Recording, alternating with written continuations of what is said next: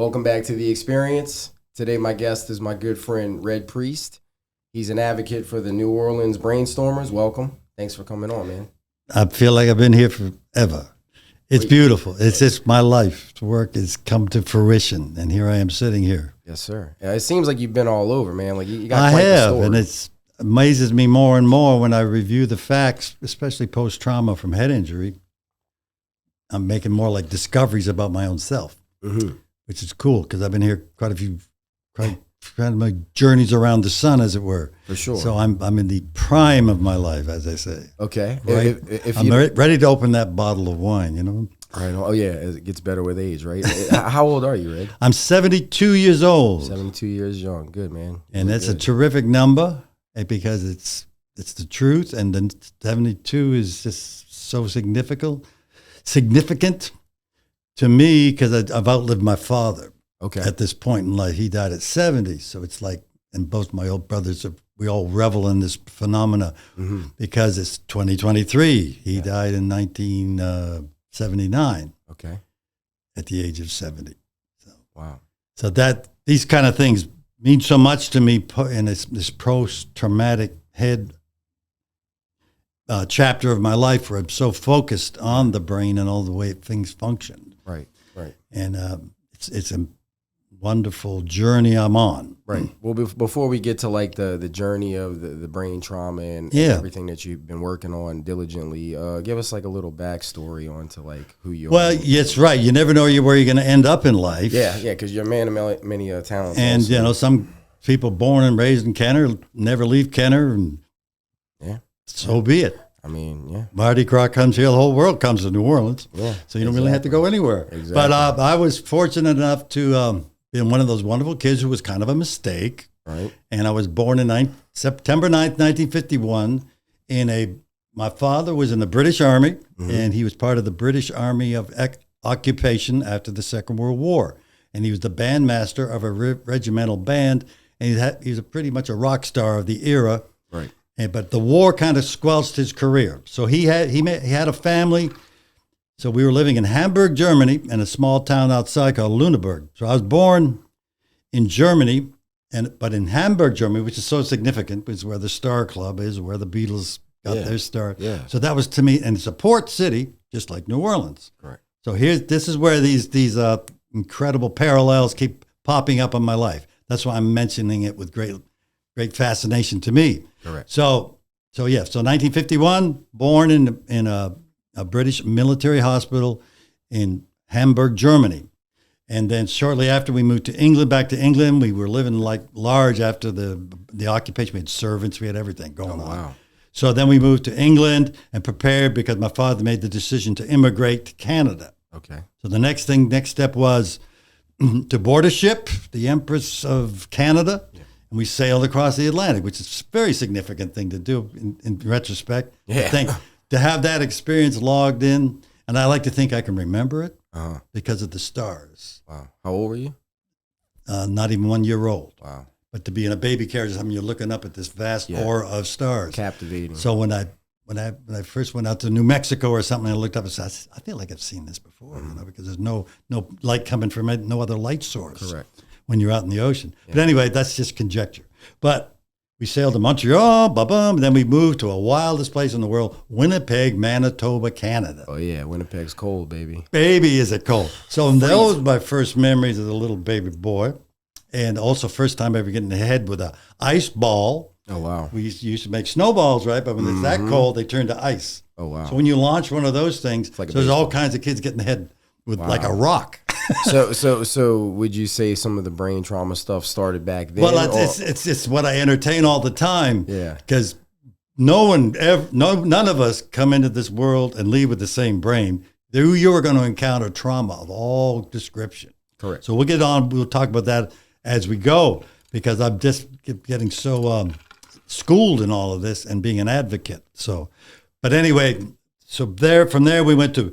Here's where I grew up, is another amazing port city of Halifax, Nova Scotia, Canada. Gotcha. And I grew up there. Beautiful. It's a sister city to New Orleans. It's where the Cajun culture comes from, Nova Scotia. There's this great magnetism. My father used to play music, the marching tunes of Rampart, Bragg, and all these tunes. Yes. So there was, and New Orleans used to pique my interest when I was a kid on the Walt Disney. They'd go there every Christmas. They'd have a mock Bourbon Street in Disneyland, right? Oh, wow. And so just saying all these things by way of background, how I ever found myself ending up here in New Orleans on this journey. So having done that, growing up in a wonderful cultural atmosphere in Nova Scotia, because we lived in the city proper, but what's really hip, I got to experience rural Nova Scotia and the city. So we bought a beautiful home on a lake, and that's where we grew up. But we got to meet hillbillies, grease balls, violence, all kinds of wild action going on in the hills of Nova Scotia. That was very jarring, and lots of guys with head injuries, I'll tell you, hockey players, gang wars. I witnessed stuff very young that would just pales when I think of just the violence, the level of violence. So that started happening early after a little dreamy first few years of my life in Nova Scotia were like Cherry Street and just beautiful, the dream, living the dream kind of thing. But anyway, moving on, just to get on with things, events that I would say significant and I think one of the reasons I made my decisions were from early trauma. Mm-hmm. I can say for a fact I sustained a huge concussion falling down a flight of stairs at the age of 11. Wow. And it was my father was away. He was on the road a lot, doing music and stuff. My mother was addicted to barbiturates and drinking sherry. So she just was a dreamy gal but nothing happened to address this head injury I got. Right. So that was a major concussion, and because your eyes pin and you're bloodshot and you're nauseous, and I had lumps all over my head, and I was knocked out cold. Oh shit! So that was this is all in hindsight looking back, and that was a hell of a bell ringer for a kid. A start to something. And then I can say for that fact, life wasn't the same after that for me and how I processed. Yeah, which is a very cool thing to analyze and figuring out head injury and what degree of severity, where you're going with it, how it all plays out. So the next one was falling on the ice. They had called black ice. Yeah, I've heard of that. My buddy Sean was talking about the same experience. It's like you're falling on concrete. Yes. So you're out there skating away at night and having a blast, and zip, boom, you don't break your fall. So the back of your head slams on the ice. Bam. And the Tweety birds, everything's all in place. It's just like, but once again, it was like, I just crawl home and I'm sick and I'm this and that. How old were you at that point? I'm probably 13. Okay. Wow. So 2 years after. So I took a break from head injury. Till about 1995 when I walked into an air conditioner with a baseball cap on. You don't see, and you're running down an alley and I'm working on a job. Bam! Boom! Down you go. Holy shit, man. So, did you knock yourself out right there? Yeah. Oh, wow. But you get back up and just like in the cartoons, I feel like, Wile E. Coyote. Yeah. So everybody's doing that. So I'm around people, I'm noticing, and I'm never really that fascinated. But here's the story. Rock and roll, the birth of Red Priest, the rock and roll, somewhat, I'm a contender. And that's the best way. The myth, the legend. I made up my mind not to just be in a band. I wanted to be a contender in the arena of rock and roll. Correct. To live a life that was based around the whole dream. So we all saw the Beatles in 1964 on Ed Sullivan. So me and several thousand, hundreds of thousands other young men went home and said, I want to do that. And then we have what we call the era of posing, where you stand in the mirror, you put on a guitar, and you do a little dance. A couple of poses, and then you say, I look just like Brian Jones, or I look just, that guy looks like, and then it became this, you wanted to emulate. Right. But then I said, wait a second. There's only one Mick Jagger, and there's only one Jimi Hendrix.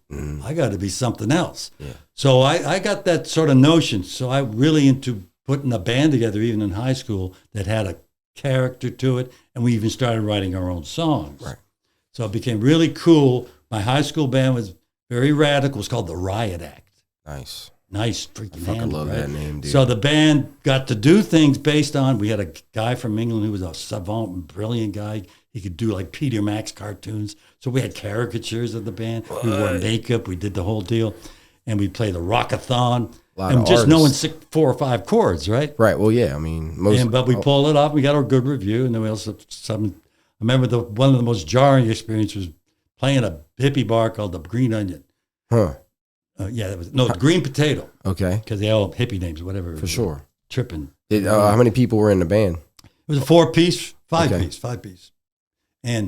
But we had guys in Nova Scotia. It was very good because country music is the roots of the music in Nova Scotia. So you had very young guys who learned how to play. Gotcha. So you had the guys that really know how to play, and then you had the posers. So you have a couple of those in your band. Then you got a band because the guy who can really play is holding down the fort. He's carrying the band a little bit. Yeah. I mean, you got to know how to play the blues scale, right? If you want to be right. So it was a good way to come into all this stuff in Nova Scotia at the time, and they had a small circuit because it's the Maritime Provinces, so they had great venues. Great bands, and the level of competition was incredible. So I bet that definitely took on the task of trying to be in that league. Yeah. But it required a lot of practice. Correct. So I locked myself in the basement. And I've had serious dyslexia and ADHD. Okay.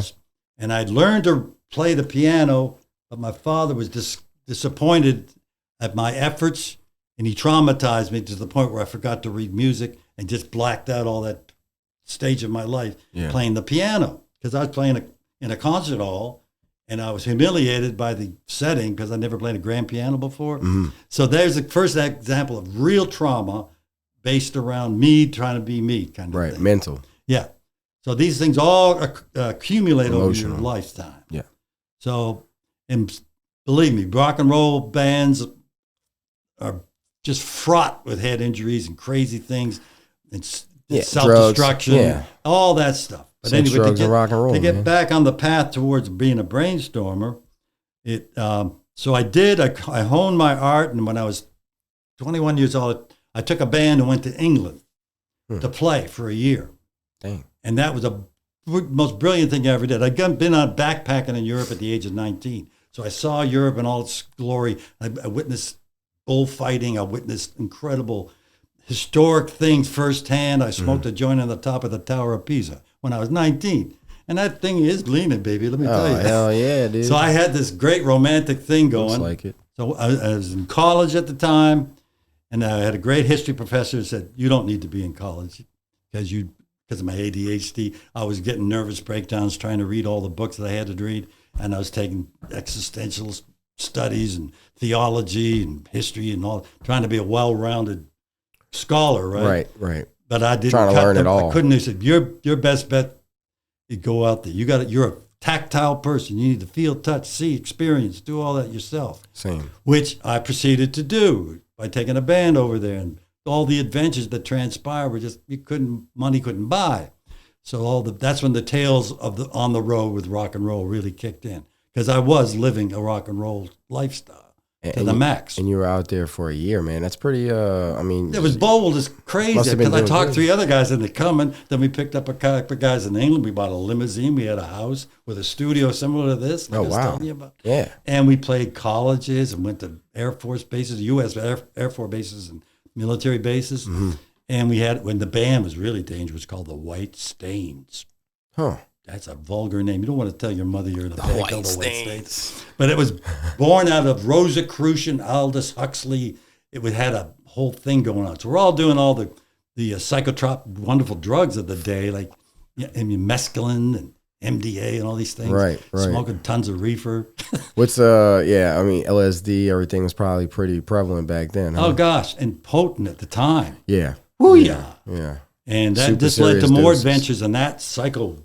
I mean, you got Jimi Hendrix posters all over. It's for fabulous. Sure. Yeah, thank Axis you. boulders. Come on. Thank you, man. Mm-hmm.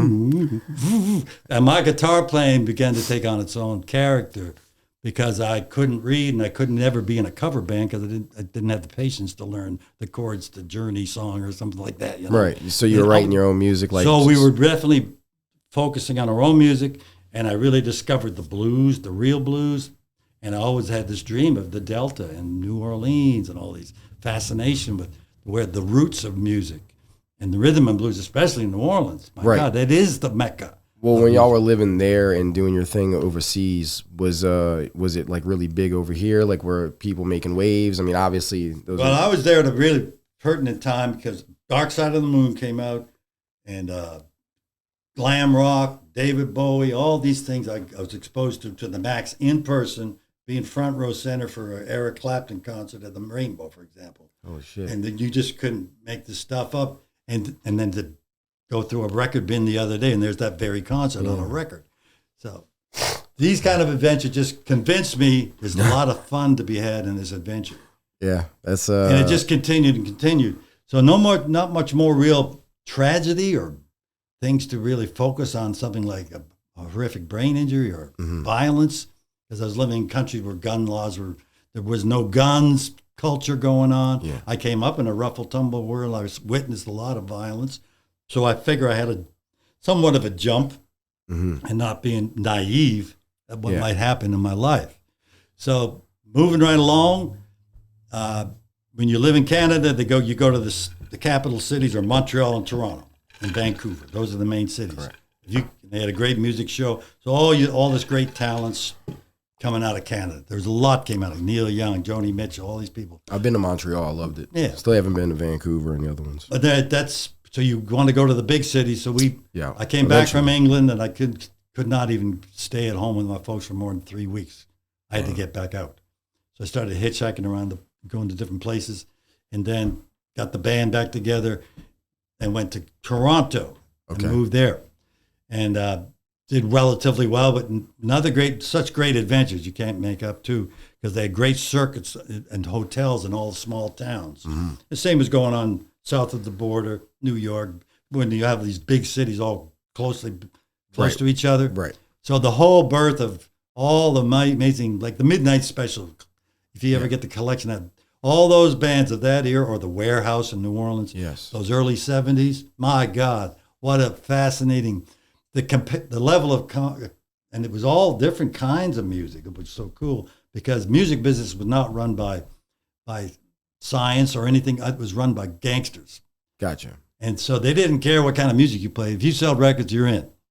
If you package yourself in such a way and you can sell tickets, here's $1 million. Go make an album. So that was the holy. That's what you sought. You think I could do this, they can do that, I can do that. So you're constantly working on that dream of rock and roll. Right. So that's what I did, and of course, all along the way, drinking and just partying and going. Yeah. I mean, you're a rock star, mandatory. Man. Yeah, sex, drugs, and rock and roll. That's the three things for a rock star. So, but all the time, I was amazed at my own self, the way I would behave, and the risks I would take without second thought, and that is a clear sign of post-aberrant behavior from head injury, because actual brain tissue has been depleted. And we'll talk more about that. Yes. And what's the stuff of legends of so many great people. Abraham Lincoln was kicked by a mule when he was 11.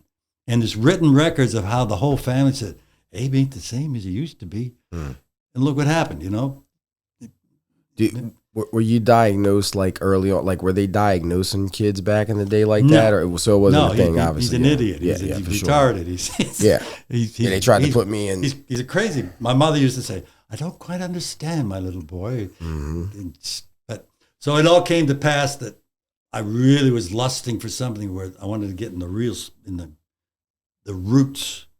they had great blues scene up in Toronto. So I met all the great blues of the Delta. I met Muddy Waters, Howlin' Wolf, just a legion of Freddie King. These guys were just blowing me away because they played from somewhere else. They were like from another planet. But they played, you can't write. Well, they were the gods. They were gods of... Yeah, and they were like you're living dinosaurs walking the earth that are no longer here, right? And they'll never be around again. But I was there firsthand to witness that, which I kept doing, gravitating to the right places. So I got all my blues knowledge there. And then my buddy says, let's go to New Orleans, because they had a guy in Canada called King Biscuit Boy. He's a legendary, he's a musician back in the day. He came to New Orleans, the Meters, right? The Funky Meters, the Meters. They were happening, the studio, Alan Toussaint. He came down and recorded an album with the Meters. Oh, shit. And we knew this cat. We'd hang out with him. He had a dog that could talk. He had the biggest record collection in the country. And So we were thick into that music scene, but we just up and left. We didn't know anybody in New Orleans. We didn't know nothing. How old were you? I was 20, 24, 25, somewhere Okay. around there. So my life basically began all over again. Gotcha. Because I thought I could play. I thought I had a handle on all this stuff. I was just scratching the surface. But I dove in. We moved in the nighttime. Yeah. Me and my buddy in a Chevy van, Yeah. just looking for a place to live. We end up living in the ghetto of New Orleans, across the street from the Magnolia Projects, Yeah. in one of the most famous hotels in the rhythm and blues era, called the Hairnote Hotel, just a block down from the Dewdrop Inn. And that's where I lived for my first 6 months in New Orleans. I was playing at all the black clubs. I had a gig on Bourbon Street, and suddenly I was just immersed, and not just playing games. I was making my living. It was my life. $28 a week for a hotel room with clean linens every day and food brought to your door. Jeez, man. So, my God, and stopped by the police every night, ask me, why am I there? Things have changed. So, not to get long-winded about it, but it's a crazy, wild story. So, what leads up to, so the eye's on the prize, and then the most incredible club in the world opens up, Tipitina's. And we made the scene immediately. I was living down in the Treme at the time, house watching somebody's place.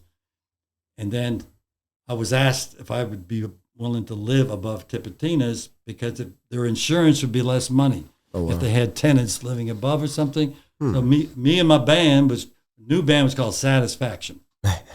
All-purpose name. You can play any club with a name 100%. Like that. You can play the country club. You can play all these references. So be anything then for the next 7 years, I lived above Tipitina's as the world came to me, and I witnessed everything that went on in the music.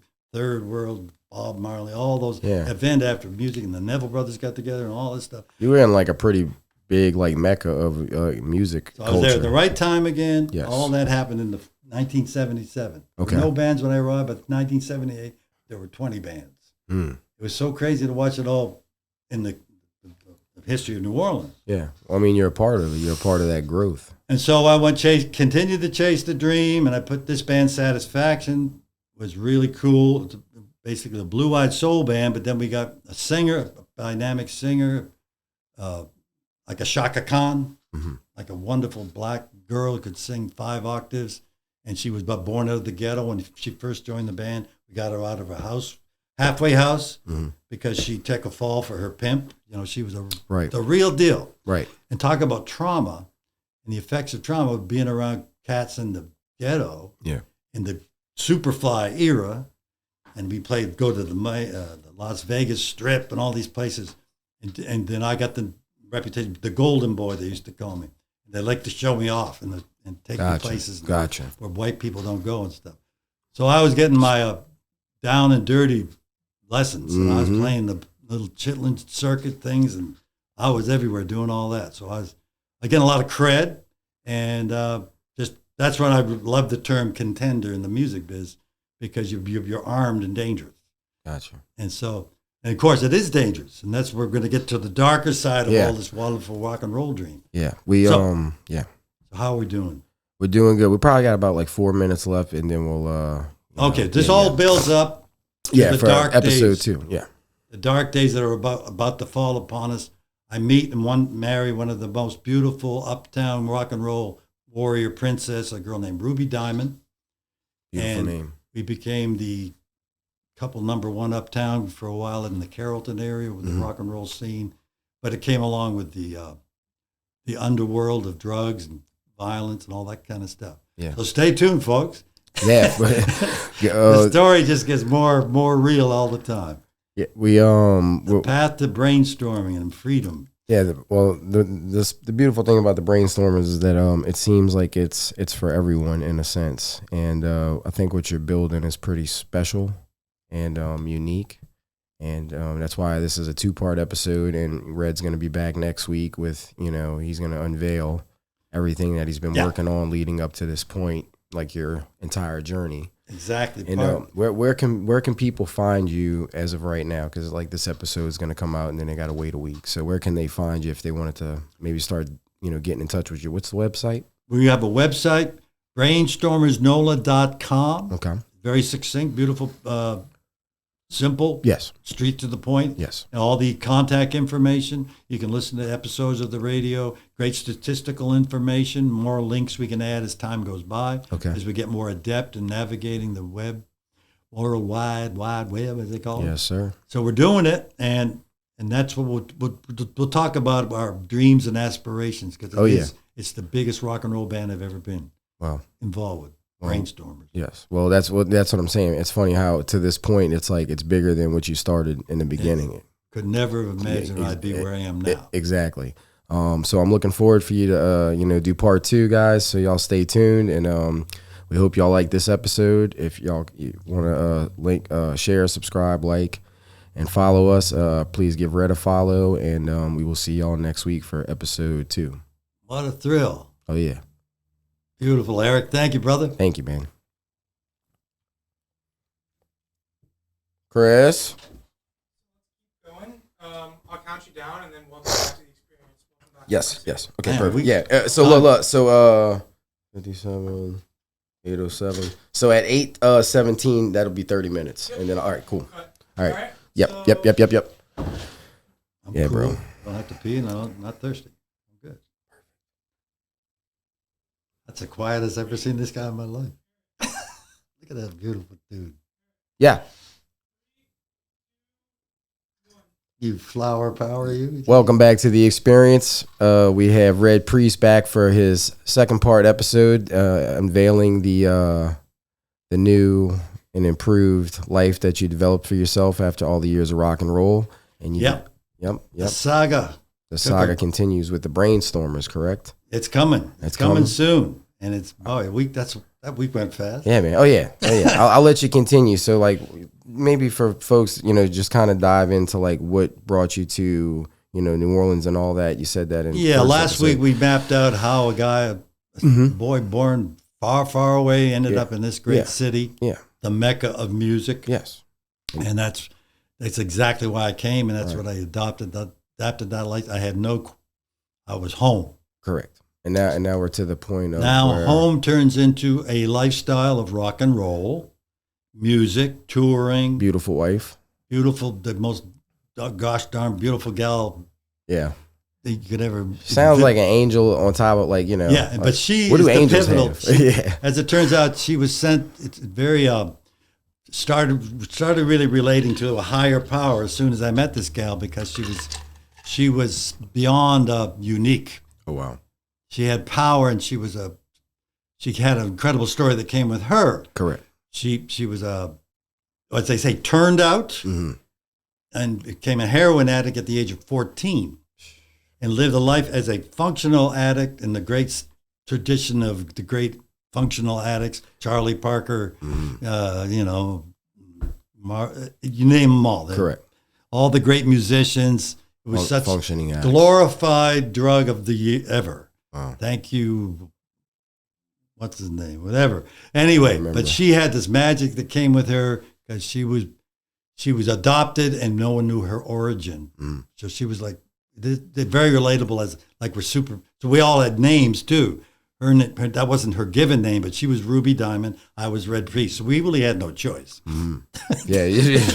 It's when we got together, we had to roll with it. Amen. And it was amazing, because we made that promise to ourselves, because we knew we weren't kidding around with the fact you're dealing with serious addiction, which is a disease. Correct. And I'm just a social drinker. I never had an addictive nature. But, I got on board just at the end of a wonderful era before the devil really came to town, which would be crack cocaine and all the drugs that upset the entire apple cart. Wow. New Orleans turned into a cesspool almost of abuse and just self-destruction, and just violent things started to happen a lot more often. When I first came to town, I heard gunshots ring. I said people got shot, but there's usually a story behind it, a jealous lover or some reason to get revenge, or the gun went off. I didn't know it was loaded, kind of thing. Yeah. Versus a young kid with an AK-47 taking out the drug lords or something. Right. Yeah.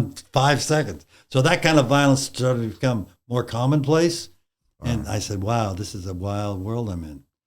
And then uptown New Orleans was just full of all of this Yes. static, crazy. But the music scene was alive and well. Okay. I was in a beautiful rock band called the Song Dogs. Yeah. Everything was at the top of my game. And I met my wife. We got married after getting arrested and almost going to prison and all that for stupidity. That's what crimes of stupidity were everywhere. Happens. But what happened is we're going to lead this up without getting all the details. We're living this lifestyle, in and out of rehab with the wife, and doing everything to try and salvage what we believe to be we could. But it's such a challenge.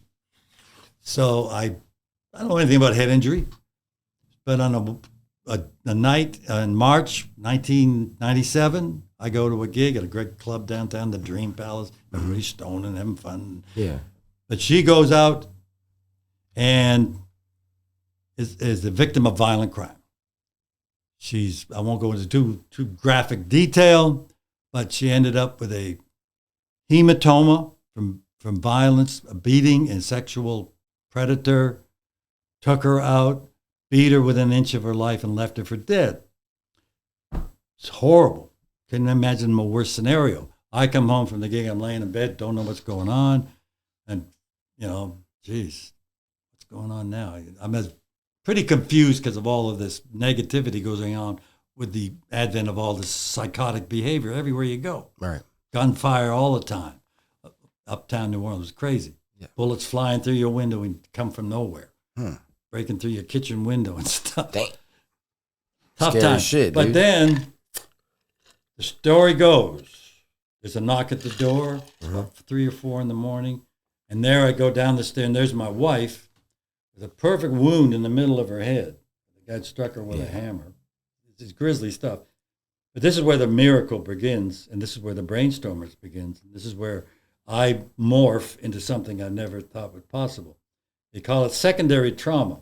When you're confronted with something like this, just imagine you're in war and there's your best friend right next to you. Mm-hmm. Boom, half his brain flies on you. Some because Right. of a bullet flying. But she looked like an angel. She was dressed in this beautiful white blouse thing with cowboy boots on, looking gorgeous. And it's like something biblical. You just go, wow, what am I looking at? But then I realized it's nothing nice. And she had been bludgeoned several places, Right. and left and bled out basically, almost. But the story goes that she says it after the fact. Her recently deceased father came down and said, "Go home," and she got up, got in her truck, and drove home 2.5 blocks to Basically, the house. with a hole in her head. Yeah, Because yeah. the guy. This is the stuff of blunt force trauma. Yeah. The most horrific kind of brain alteration you can ask for. Right, 'cause it comes from these violent episodes, car wrecks. Right. Well, like you were telling me when we first met, when you kind of gave me like a background about her, it's like this guy like actually hit her with, was it a hammer? A ball pin hammer. A ball peen hammer, and yeah, And he was a pretty boy, worked at the zoo. Straight out of Dateline, the worst episode you ever seen. Yeah, it sounds. Pretty boy, looked like, oh man. But that's a different story. That story gets good because it was a crime. It was a predator, and she was. What unfolded next was the miracle, though, was she took over the reel because she was so psychically dialed in. Especially if you're a heroin addict, you can absorb so much more visceral pain because you deal with pain all the time. So I went to the worst thing that made me crumble is when the police told me she was dead and she wasn't. Can you imagine that? What does to you? Yeah. So that's the first time I crumbled. You lose your guts, turn it, flip, and you fall to your knees, and you're just dumbstruck. You have no idea. And then miracles started happening. An ER doctor I used to buy Coke for. Yeah. He Gotta whispers stay in up. my ear and says, "She's all right. She's in surgery, and they're doing amazing. We got the best surgeon in the town to get up out of his bed to perform a double craniotomy from a hematoma that was growing rapidly in her brain, putting all that pressure on her brain." So I'm starting to learn what this is really all about. So, but then she took it one step further on a miracle basis. That very same doctor came out to give me the post report on the what had happened. She said, "Well, she's going to make it, but I don't know what she's about to talk again, walk again. Who knows? It's a crapshoot." And then he goes back into where she was. He comes out and he's in tears. As he said, I said, "I don't know what just happened." And what he witnessed caused him to break down in such a way. He said, "She's showing life, things that you wouldn't see for weeks. She's already starting to twitch and do this, come alive again, like in a movie or something." Right. And he was just blown away. So they wrapped her up and put her in the ICU, and I go see her, and she looked like something, a vision. This sweet little face wrapped in a... Right.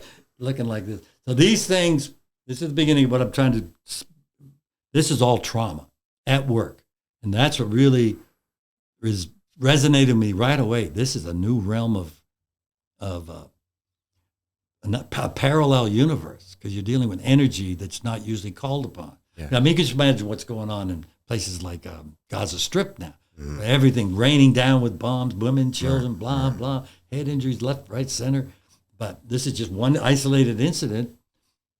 So that led to the denial that was so rampant in the world. There was no place to turn, no social workers, nobody could constrain them, explain what goes on with post-trauma. Right. What she'll go into rehab. She'll gradually, over time, she'll return to being her normal self. Sorry, that is never will be the case, because everybody who has a head injury of that severity is altered forever. But it's not a bad thing. It is what it is, because you got pre and post. And what you have to learn is the post is the new you, and often the new you doesn't fit in society, and you have aberrations, a wild one. They can be as incredible, or they can be very tedious and unexplainable. You can't speak. You have aphasia. You can't talk right. Correct. And you all these different things happening to you. And then what often happens, and family members are baffled. They don't know what to do. Over time, a lot of the guys in our group are abandoned by family. Wives leave them because they can't cope. They don't know what to do. There's no mechanisms. There's no education. Right. So luckily, I can say by 1999, I did a big concert at House of Blues for Charity Hospital. And the focal point was victims of violent crime and domestic abuse. And I had to make a speech, essentially what I'm doing in this interview, to try and explain to people what takes place when something like this happens. And it's such heavy stuff. So how can you make it something people want to pay attention to, but without going recoiling? Yeah. So that's when the whole idea of Brainstormers starts to germinate in my mind. Okay. That it doesn't have to be all miserable. No. It's sad. So it took a long time. Another 10 years go by of denial, learning. Great psychiatrists, great people coming into my life, began to show me the light, explain to me about secondary trauma. All right, because you were saying like when you first told me about it, like some miracles were happening. So like, can you give folks like a vision of like one of the things you told me that like sparked, because your wife seems to have like gifts. Yeah. So they become magnified in the afterworld with the post trauma. Mm-hmm. She would exhibit incredible behaviors that just you can't figure out. And there's all kinds of things that are intuitive in people. For example, she would garden at night. She would never leave the house, and she would engage in conversations with people all over the world, telemarketers, for example. She'd just be shopping. She's on disability by this time, and she'd be talking to some family in India. Huh. In India, a lot of overskilled people who are doctors or scientists end up being telemarketers because they got to feed their family. Yeah. So they got jobs of it. But to see how she would reach out and find places to go where people wouldn't judge her for a head injury or a disability. So I'd leave to go to work doing a day job or something, and she'd be talking to some family. I'd come home with the same, she's still talking to the same guy. Huh. And the other thing she used to there's a thing they do in all cultures where people stack rocks. Mm. And I remember you telling me that, yeah. Yeah, and I'd come home and she'd have this beautiful thing built. And I go, whoa, what is that about? And Eskimos do it. Aborigines do it. Yeah. Maori natives do it. Mm-hmm. It's all over the world. And they do it in massive scale. It's something that's in us that causes this energy to make this kind of art out of what's around you. Yes. The animals do it for that matter. But anyway, and then she just go outside, knock it down, Oh, wow. and do it again. Wow. And so like this was like So I was trying to get to know her, and I'd always set up expectations that were. After 8 years, I sat down in a chair and cried like a baby, and I said, "We're not going to Florida today, are we, honey?" It's after 3 weeks of getting ready to go on a road trip. She says, "Oh yeah, I forgot we're going to Florida." And I looked around. I saw all these things happening in the house. She'd write lists, constantly writing lists of things to do and how to do them. So I see a list that was written 3 years before, still on the wall, and she keeps it there. So I got to do these things today. I'll get to it. So it's just like, whoa. the brain's process. Twilight Zone stuff. Yeah, for sure. And then the magic thing she did, though, was learn about another support group for head injury. Mm-hmm. So in 2010, all this time had elapsed, she got straight. We managed to get her out that, and I was in a terrible car accident, and I got a great lawsuit going, and I had the means to make sure she did get the best neuropsychiatrist, because it wasn't no longer was it a drug thing, it was the head injury thing. So I started to learn, and then she got off heroin, and I bought a house, all these things, because these events would take place. But then she discovered the support group, and that was the opening a gate to the fact that there's a huge population of people out here post-traumatic. Right. So that worked out great. I met all these characters, and I tried to imagine how to reinvent myself, because I'd fallen off I stopped playing music. I was on the bench. I'd make rare appearances for a decade, basically. And then I said, I can't give up this. Yeah.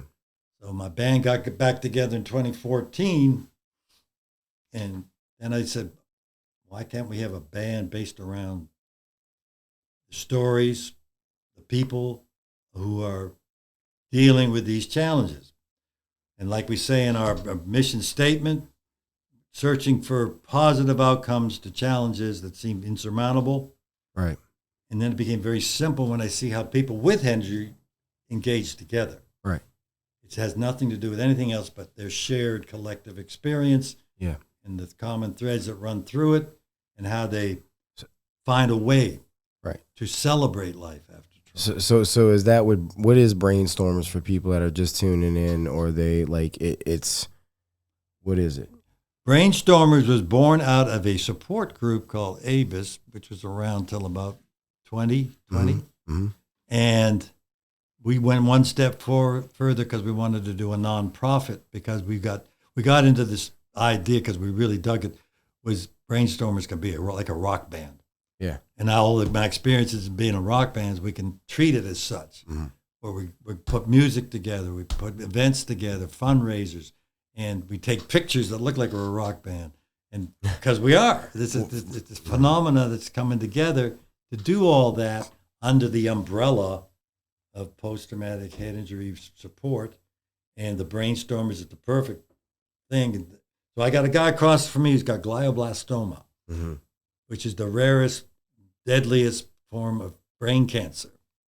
You usually 7 to 14 months. You usually don't get your diagnosis till stage 4. But this dude was a surfer dude. He patted himself up the Big Lebowski, and he was totally entertaining and wonderful, wild artist.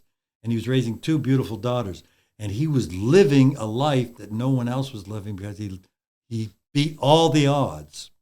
He just died this year. His name was Rob Owen, and we call him the Monkey Man, because he entertained everything in his head. He had that kind of intellect, he was missing all kinds of brain tissue, but he managed to keep his brain together, mind over matter kind of way of. Yeah. He'd be using some kind of super glue in there. Gorilla Glue. So he was like Brainstormer #1 rock star, and he came up with one of the greatest songs we came up with, called Monkey Mind. And the Monkey Mind, he he would relate to all religions, all things to strengthen his ability to beat this diabolical Right. cancer. Right.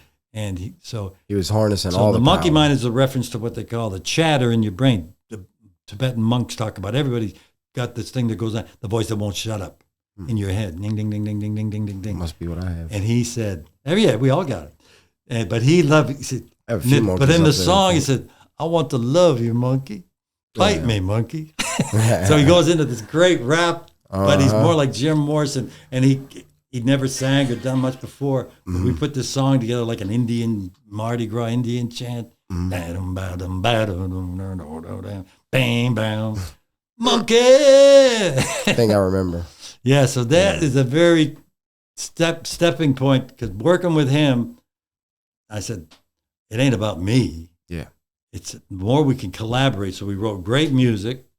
We've been listing great musicians, and we produced great songs that are totally like our theme song for our radio show on WHIV 102.3 Saturday mornings at 11 o'clock. Shout out, shout out. Shout out, shout out. Listen to Us is the song, and that's the anthem, and that's what we, it's perfect. But I added up, took 17 people to write that song.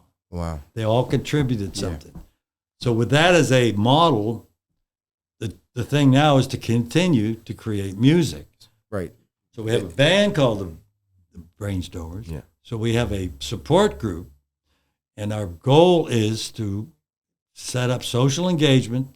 So anybody listening out there, as anybody in their family, there's no greater thing you can do than to put several people in the room together who have post-traumatic aberrations and challenges. They immediately will bond with just an unconditional love that you will not find that readily in society. Right. We're even trying to put together a stand-up jokes. Yeah. 5 people walk into a bar, and then 5 people with head injuries walk into a bar. What happens next? The 5 people with the head, they have a blast. Yeah. And everybody else is self-conscious. I got to have a couple more drinks. I kind of let my hair down. Oh, yeah, man. But these guys are already launched their rocket before they even got there. Hell yeah. So They're on cloud 9 already. So it's a wild time that can happen. And it started happening over and over, but there's so many stigmas and so many obstacles and challenges. So we want to really rev it up like a rock and roll band.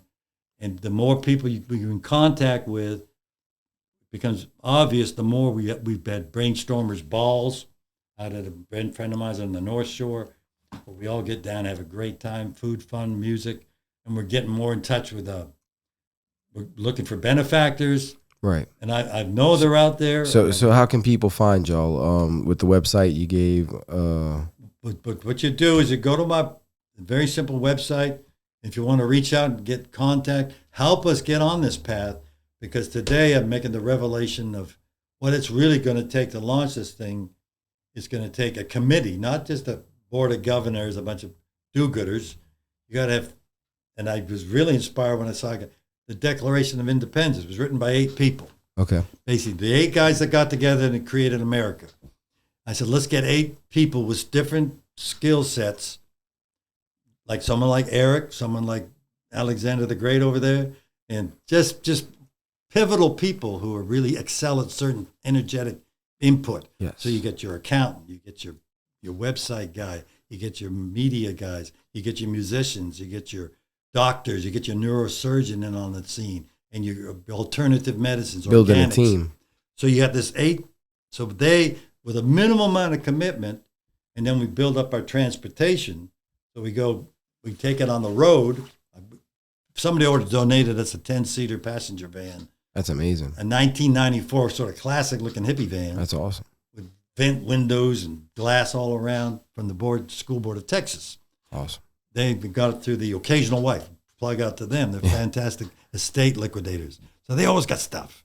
So with that in mind, to me, the dream, just to synthesize it, and it's very simple. Mm-hmm. So you take these fundamental things, we work and play together, food, fun, music, brain health, and increasing quality of life. Right. And that's it in a nutshell. Yeah. So the more people we contact and just repeat after me, this is all you got to do to have a good time, celebrate life rather than be isolated, cut off from the world, in a world that's in turmoil already with trauma everywhere you turn. Right. Because you got 2 major wars going on right now. It's just insane that that's even happening at this point in history. Yeah, that's crazy, man. So trauma is around us, but we have the upper hand because we're well versed in trauma. So we're like the X-Men. That's what I love. The parallels are so similar because there's no 2 entities the same. And of course, what happens after the fact is there's just a common thread. Okay. So that's what I really thrive on going forward. There's no reason for this to be boring. There's no reason for it to be serious. There's no reason for it to be tragic.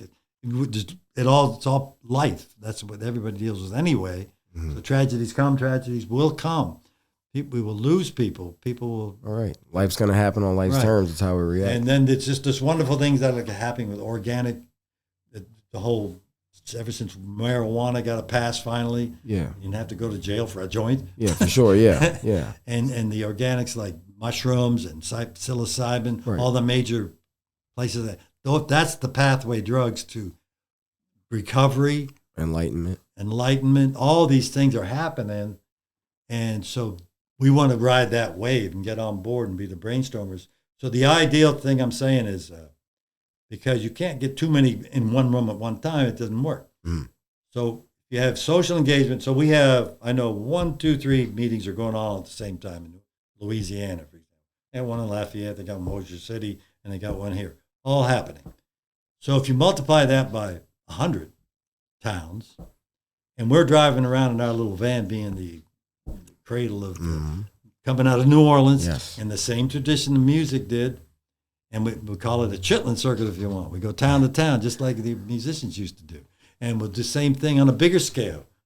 Great brainstormers balls, Mardi Gras balls. The word ball alone means that sounds like fun. Yeah. So, and events, and just disseminating information, living it, not just talking about it in the same way I did with rock and roll. Apply it to something that's much more valid in the sense of humankind. The world is so filled with negativity, so much divisive. Yeah. You get 2 people in a room and they argue, that's a war right there. Mm-hmm. And it expands from there. So this sort of overrides that. Correct. So, lofty goals, and it's a great mission. It sounds like y'all are really trying to make some strides to, especially like we talked about before with the advancement on, all the brain, trauma that people go through and like all the different things that happen. Like y'all are figuring out a way and to. We have heroes. There's heroes out there that have. Bob Marley, he died from a brain cancer. And the list of great people that just were taken out early from brain aneurysms, strokes, and all these things, gone just like that. And that's what we say in the song. Our lives change in less than a minute, but it's a miracle if we're still in it. So listen to us, and you might get with it and get on board, because this train is headed for the promised land. Yeah. Well, no, man. I think you're doing great things for the city, and I look forward to the future of trying to like help the brainstormers and like continue the journey for y'all to Yeah, it's a huge topic. It's vast in its potential, and just anybody's welcome to get on board, get off the train, get on the train. Yeah. But we got to. Do y'all have an event coming up soon that people can check in on? Yeah, we're looking towards December 16th. Okay. Somewhere it's going down, baby. Okay. It's going to be fireworks. The more we ramp it up, and we have an incredible promoter behind it all. Right. He just doesn't relentlessly give. He just does it. He lives it. He is it. A guy named Alexander the Great. He's standing very close to me right now with his beautiful flower T-shirt on. AKA. Speaking his mind, speaking his flowers. Oh, yeah. He's got his stars and striped shorts on. How can you lose? He's an and Eric, you are brilliant for having this forum, format. Thank you. Taking it to the people. It takes a team to do this stuff, man. That's what I'm saying. You got to be on the committee, baby. A little bit of everybody, a little bit of everything back here, behind this microphone / camera. Man, it's such a gift for you. I've just ran by my whole life to you and where I am today, all in this beautiful studio. Thank you. It's just like, don't get no better than that. That's a luxury that so much comes with New Orleans. All right. Because our radio station, there's no other one like it in the country because of what we're allowed to do. Yes. Based on the format, because it's human rights. Correct. Well, I look forward to. I would like to try to be on your show one day too, Red. If you come on down, man, baby. I we look had a forward good one to this that. morning. Sean was on for the first Oh time. yeah. He just about swallowed that microphone. Mm-hmm. Well, when we have you back on next time, man, we'll see where you're at with the Brainstormers, and hopefully with the listeners giving. And I'll bring my continued guitar support. cord next time. Yeah, it's all good, man. I mean, it happens, and but it happened the way it was supposed to happen. That's it. I really appreciate you coming on. Focused on what counted, and not much I didn't. I got it all out. No, I think you covered a lot, and remember the first day we met, like how that conversation was so unique and genuine, just like the one we're having. But in a sense, it's like it becomes habit. That's what's beautiful. Well, yeah, and I mean, I think at this point you're an autopilot because you have a vision and you have a direction. And I like that autopilot has definitely been installed. Yeah, but not only that, it's because like you're just focused, like you have this thing that you started. Yeah, so and the other thing. The words of the day I always like to say is focus, it's collaboration, consistency, and discipline. And the essentials have to be met. Optimize your energy, your time, and seek out grease for the wheels because it doesn't run on its own. Hell yeah, man! Got to find ways to make all that happen. Yeah. It can only snowball. Yes. Well, Red, thank you for coming on. If you guys like and subscribe to this channel, you can find Red at on radio. We have a radio show. Listen to us live, WHIV 102.3 FM, Nice. Saturday mornings, 11 a.m. And you can go to our website, brainstormersnola.com, with all the links and contacts. Call me anytime. I answer the phone. I'm like a good lawyer, 24/7. That could be money calling. Hello. That's it, dude. That's it. Well, Red, thanks for coming on, and hope you guys enjoyed these 2-part episode, and we'll see y'all next time. Thanks. Aye.